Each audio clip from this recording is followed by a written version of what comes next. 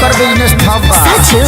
अरे लइका न बानी जवान हो गई, छोटिया न भोला सयान हो गई।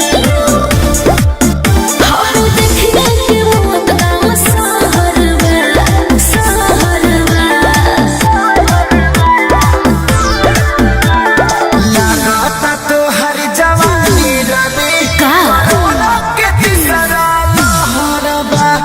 लागता तो हर जवानी रवि कोरोना के तीसरा लहर बा। अरे ई का कह देला? आवला तो थरिया बजा दे।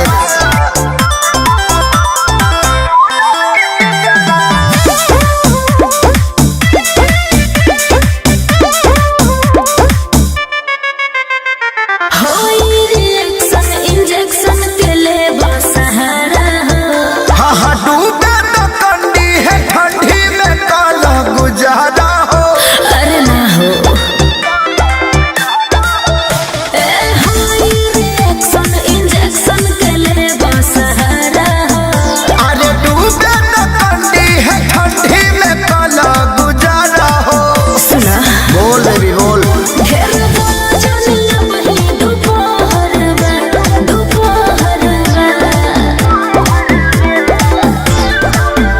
अरे सुना ये रानी ई तो हर जवानी कोरोना के तीसरा लहर। अरे बक सुना ये रानी ई तो हर जवानी कोरोना के तीसरा लहर। पागल हो का? हाँ दवाई चलता।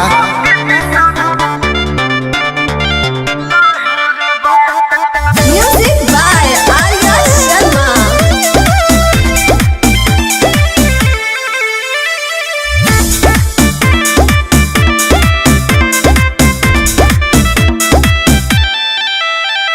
कृष्णा पे दर्दिया सूरज खेसारी बीमारी बा।